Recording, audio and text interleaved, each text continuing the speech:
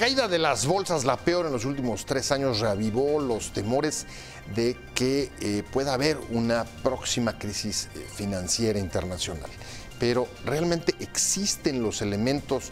¿Es posible identificar los riesgos de una crisis de manera temprana para poder anticiparse, para saber si en efecto, como muchos están vaticinando, podría estar cerca el fin del ciclo de expansión económica y por tanto los riesgos de una desaceleración se acaben convirtiendo en algo mucho más grande y extendido, como una crisis financiera similar a la que ya vivimos hace unos años? Soy José Buendía, muchas gracias por estar con nosotros en este programa en el que todas las ideas se pueden cuestionar siempre que se debatan. Acompáñenme, vamos a ver algunos datos de contexto para iniciar aquí en nuestro foro con nuestra discusión de hoy. Los vaticinios sobre la economía internacional oscurecen las perspectivas de crecimiento global y advierten la posibilidad de un cambio de ciclo que reduzca la actividad y el comercio, incluso hasta provocar el resurgimiento de una crisis general antes de 2020.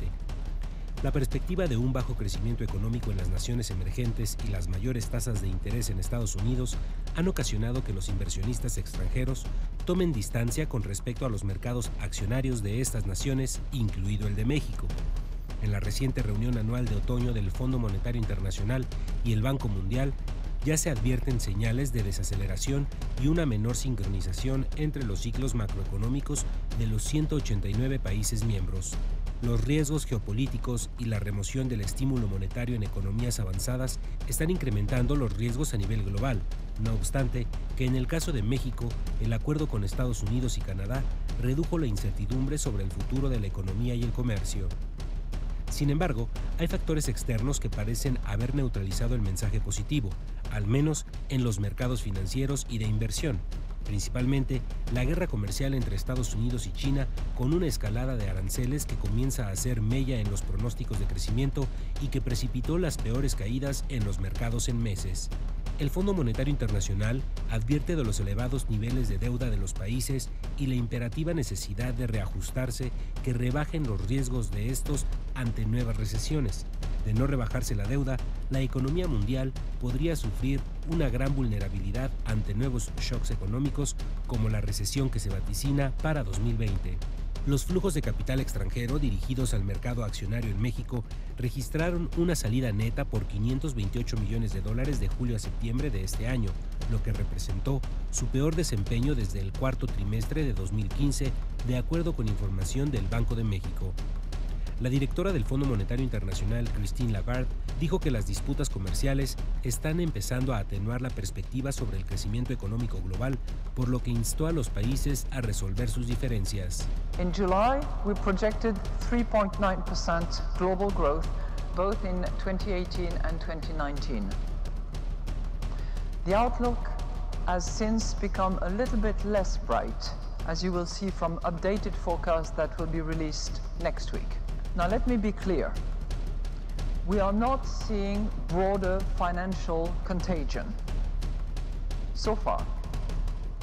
But we also know that conditions can change rapidly.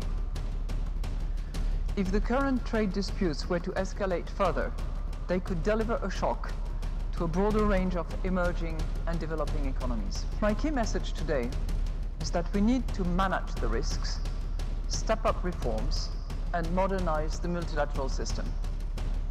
Or to put it in shipping terms, we need to steer the boat and not drift. Banxico crecerá este año un 2.2%, una tasa muy superior al promedio de América Latina y el Caribe, la que llegará a 1.3%, informó hoy la CEPAL en sus actualizaciones de las proyecciones económicas para 2018.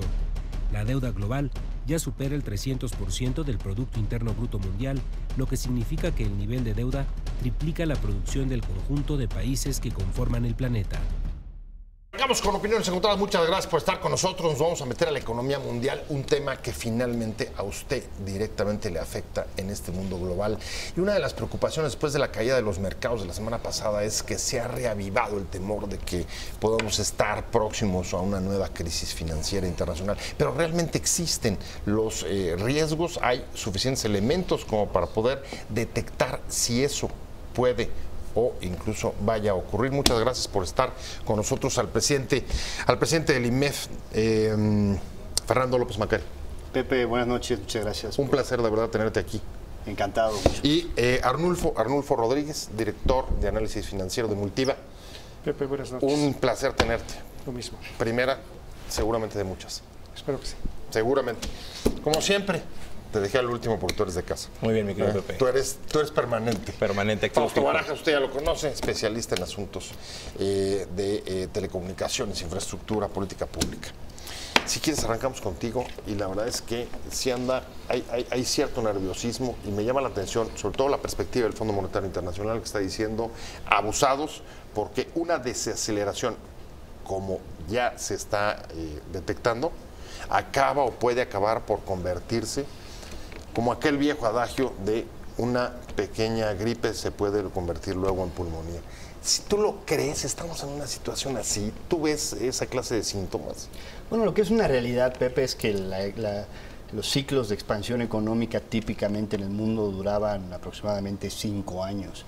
Y hoy estamos entrando al 9º año de expansión económica. Esto sugiere que pudiera haber un sobrecalentamiento de la economía y sin duda hay preocupaciones y hay además riesgos geopolíticos que acentúan muchísimo más estas preocupaciones.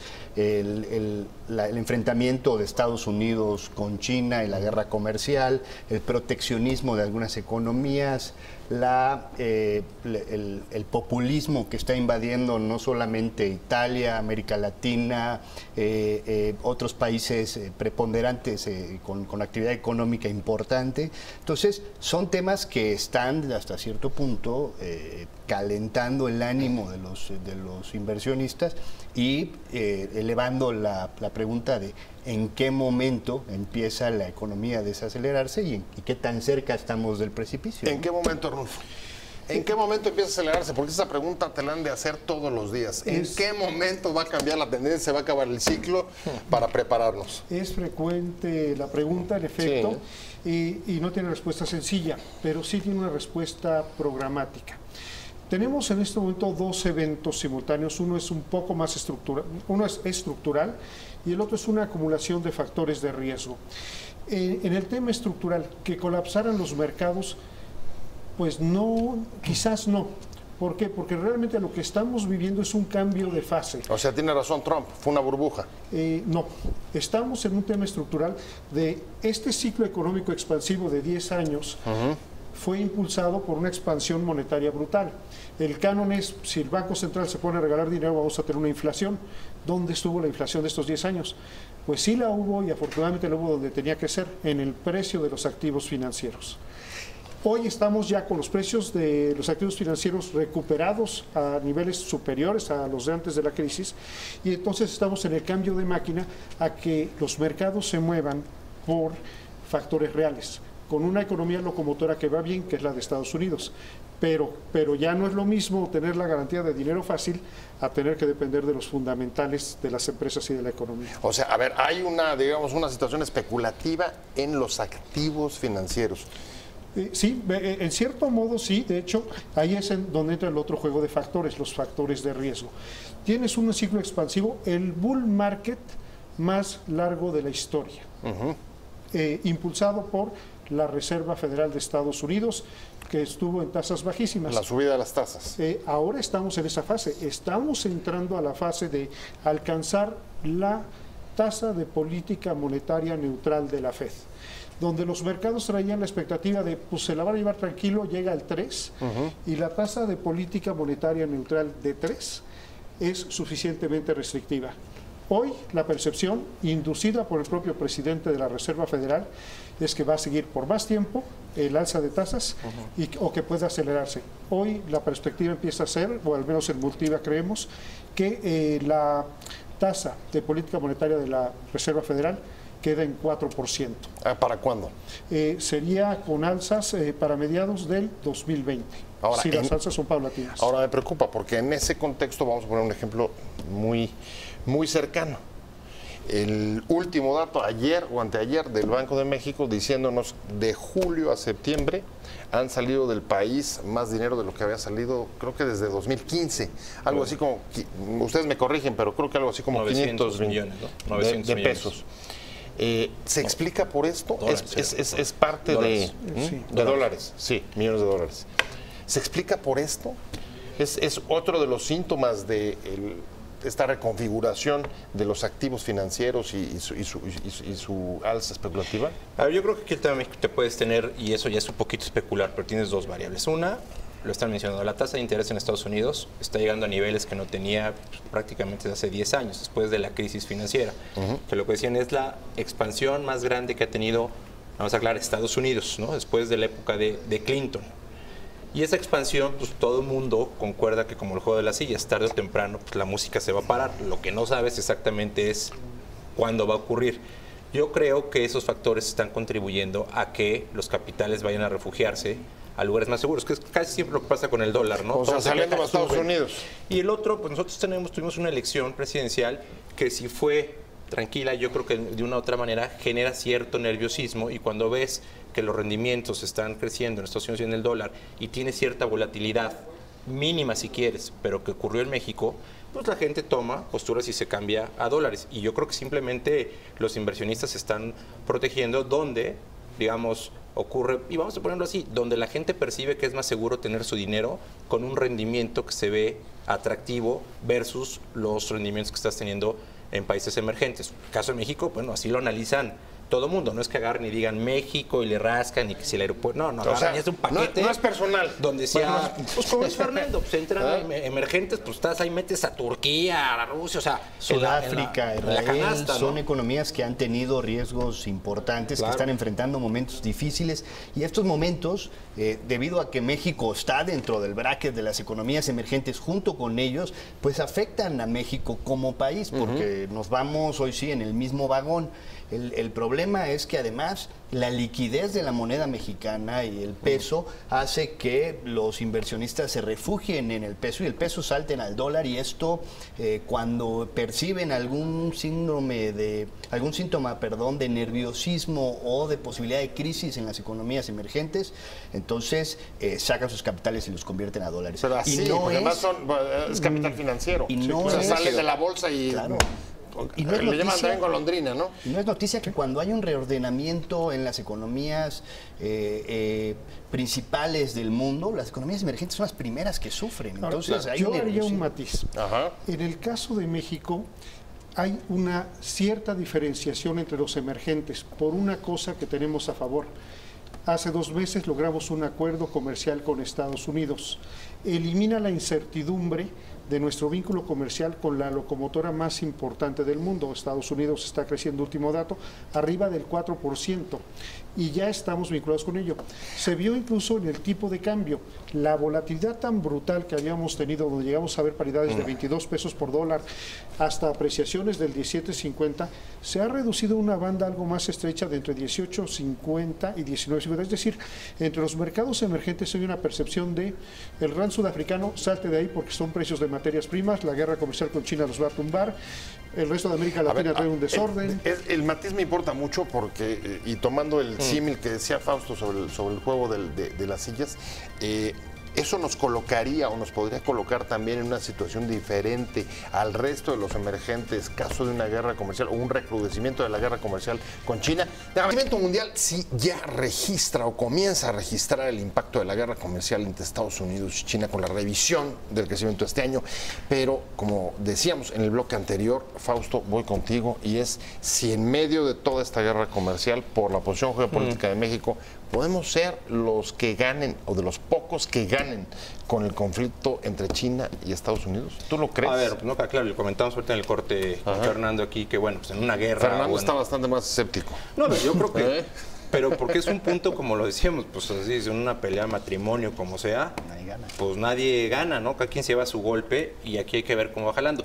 Y yo creo que hay que agregarle una variable, porque estamos viendo el tema como si México fuera una variable así exógena y no pasa nada, también nosotros podemos contribuir a la incertidumbre. O sea, porque el tema de cuando analizas qué está pasando en los mercados globales, pues el tema es que se traduce para la gente que nos escucha, bueno, y eso aquí cómo se come. Claro. Y nosotros también le podemos meter ganitas. O sea, nosotros también tenemos para soplarle en O sea, las brasas. Velo en el 2009, cuando la crisis global no nos fue, digamos, déjame decirlo, tan mal, porque adentro estábamos bien y había responsabilidad financiera, había conducción, se tomaron medidas contracíclicas y pudiste salir rápidamente de la crisis a pesar de que tuviste una caída del 6% del PIB en todo 2009, 2010. Pero en este momento, para la gente, cuando vas viendo la turbulencia afuera y ves las variables que se pueden mover, más allá de que si de repente nos conviene o no que el conflicto comercial entre China y Estados Unidos, que como le decíamos, yo creo que el mundo sale perdiendo, o sea, en estos va a haber algunos ganadores, pero eso va a haber 1 a 1. El tema en México tampoco es que esté tan simple o tan sencillo que sí te pueda contribuir a que esto que vemos afuera, pues no acabe siendo algo bonito, o sea, tampoco podamos capitalizar porque aquí hay variables que también están generando nerviosismo y escepticismo sobre lo que está ocurriendo fuera, ¿no? Lo decíamos hace rato con la salida de capitales que tuviste. No sé cuánto, pero creo que la incertidumbre electoral y que se ha venido, digamos, todavía creciendo un poquito en estos últimos días en torno a que sea el aeropuerto o diferentes anuncios que ha habido del próximo gobierno electo, pues generan también cierto nerviosismo que combinado con lo que estás afuera, pues se te puede generar una tormenta perfecta adentro de México, ¿no? ¿Tú lo compartes eso? ¿Compartes ese diagnóstico, Fernando? Bueno, comparto que hay nerviosismo a nivel internacional y que el reordenamiento de las economías globales y principalmente el ajuste de su política monetaria está afectando a las economías emergentes y México no es una excepción. Y también comparto de que uno de los factores importantes de incertidumbre en los mercados ahorita es sobre las acciones que va a tomar el nuevo gobierno federal, principalmente en cómo va a venir el paquete económico que se tiene que presentar antes del 15 de diciembre de este año. En ese sentido, pues los inversionistas están nerviosos si va a haber aeropuerto o no va a haber aeropuerto, va a estar nerviosos si se va a financiar el Tren Maya o no se va a financiar el Tren Maya, si se va a contratar deuda o no se va a contratar deuda, si se van a respetar los principios macroeconómicos, los fundamentales macroeconómicos del país y la independencia del Banco Central o no. Entonces, en general, los mercados están a la expectativa de qué es lo que va a pasar en México. Máxime, Pepe, de un gobierno que no está en funciones, pero que ya está en funciones. Bueno, tienes uno desactivado y uno hiperactivo. No, más o menos ese es el... Sin duda, yo creo que a mí no me había tocado vivir o ver una situación así donde un presidente que está electo pero que todavía no está en funciones ya esté convocando a una consulta y ya esté actuando con acciones vinculativas sobre decisiones trascendentales para el país. Y hoy platicábamos con las calificadoras, con los bancos, cuál pudiera ser el efecto de la cancelación de las inversiones del aeropuerto.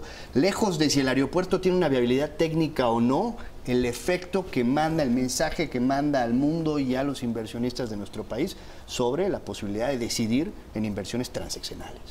Como en el juego de las sillas, se trata de ir siguiendo el ritmo y siempre encontrar a dónde sentarte.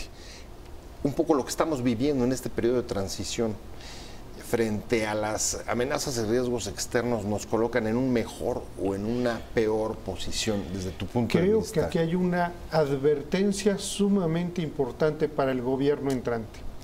Mucho se dice de que el gobierno que va a entrar pues tiene una victoria contundente con mandato popular, tiene el Congreso, puede hacer 30 millones, así es, de votantes. Así de sencillo. Se dice puede hacer lo que quiera. En Multiva lo hemos pensado bastante y creemos que hay un gran dique, un dique muy importante para las acciones que pueda tener un gobierno, que son los mercados internacionales de capital. México está ya incrustado a ellos.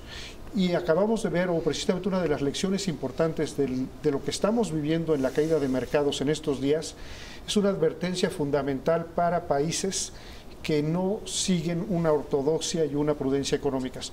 Turquía, grave problema de endeudamiento externo, grave problema de declaraciones políticas inadecuadas. El castigo ha sido de 40% a su divisa.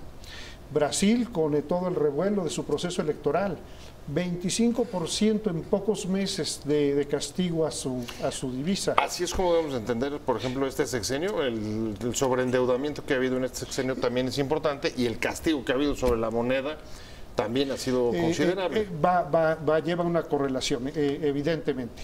Y entonces, como digo, aquí hay una gran advertencia en lo que está pasando en los mercados, y probablemente la estén leyendo así la administración entrante, sobre la importancia de mantener una prudencia fiscal, un banco central autónomo y un manejo prudente de armonía con el sector privado. O sea, lo que dices, el presidente electo y su equipo ya leyeron el mensaje. ¿Tú lo crees? A ver, yo creo que debería ser más asertivo. O sea, yo creo que afuera ves que está nublado, hay nubarrones, o sea, si tienes la probabilidad de que la economía, no sé si en un año o en dos, pero les va a tocar una desaceleración o una posible recesión mundial o de Estados Unidos. Quién sabe qué tamaño. Y además antes del 21, antes de las elecciones intermedias, con ese panorama enfrente, lo que tienes que analizar o estar viendo como país, como gobierno, es, tú tienes un nivel de endeudamiento menos del 50, 47, 48, pues pusieron los excedentes del Banco de México, pero lo que tienes que ver es 47, 48% de porcentaje PIB de deuda, creció cerca de 13, 14 puntos en la administración. Tuviste una depreciación de 13 a prácticamente 19 pesos en 6 años. Así es. Recibiste en 2006 un país creciendo al 4%, lo vas a entregar, si bien nos va, al 2%.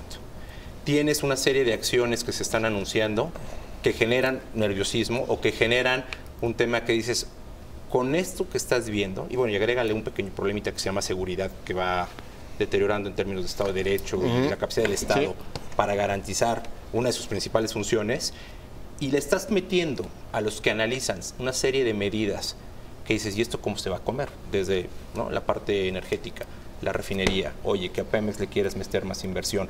Entonces las calificadoras de repente voltean y dicen, a ver, ¿y eso cómo se va a financiar?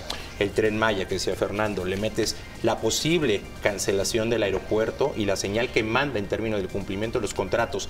Y no por un cambio de régimen, porque afuera los que analizan les dan lo mismo si ganan el Tucán, los azules, los verdes, dicen, es el gobierno de México. Entonces, cuando tú le metes todas estas variables o le metes ruido a la capacidad de ejecución de un gobierno y ves que se avecina, pues no sé si es una tormentita o una tormenta, pues tienes que estar pendiente. Y en medio de los nubarrones que hay allá afuera en la economía global sobre el crecimiento y la desaceleración que ya se produce, ¿cómo se debe o cómo se puede acomodar y cómo se le pueden acomodar las cosas a México, al próximo gobierno a partir del próximo año 2019? Fernando López Macari, estábamos comentando escenarios alternativos en medio del corte. Incluso me corrigieron, yo me vi bastante moderado a hablar de un precio del petróleo de 80, porque, decía Arnulfo, puede llegar hasta 100.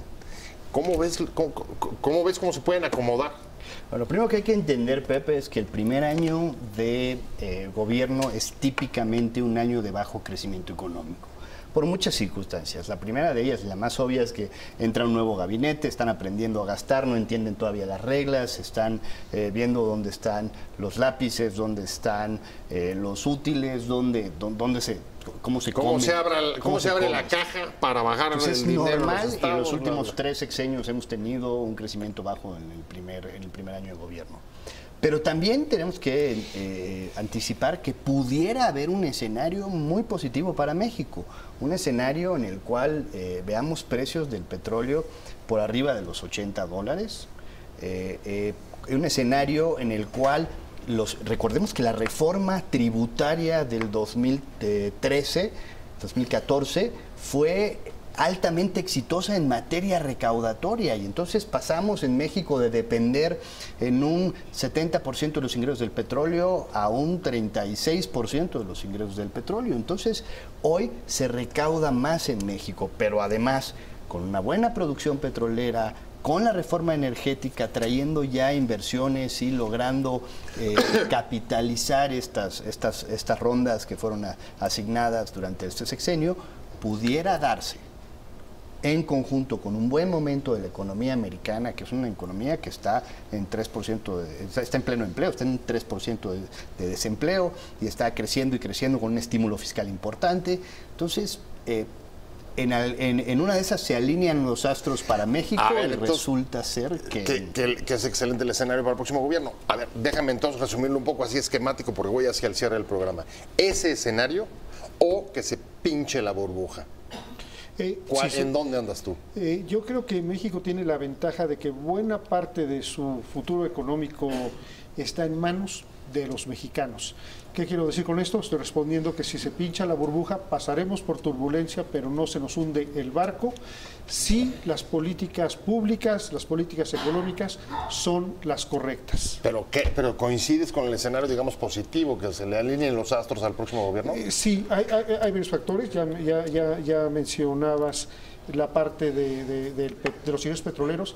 La otra, si se da la guerra comercial con China, el segundo país en escala comercial para capturar la demanda de los Estados Unidos que se deje de cubrir con importaciones de China, se va a venir directito a México, dándote un empujón importante al sector industrial que ha estado bastante detenido por la incertidumbre en los últimos años. Bueno, aquí veo algunos consensos. A ti te he visto más alertando por el pinche de la burbuja, por el estallido de la burbuja. A ver, yo creo que hay un gobierno, lo que se tiene que hacer es generar confianza y mandar las señales de que va a tomar medidas prudentes respecto a lo que va a hacer en política económica.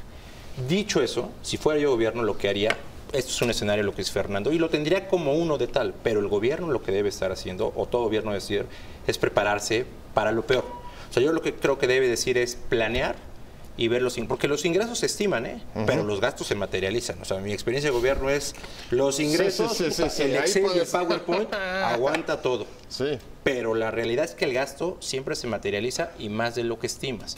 Dicho eso, hay cosas que creo que preocupan o que el gobierno debe ajustar por si te enfrentas a estas variables exógenas que te convienen. Porque, por ejemplo, el precio del petróleo.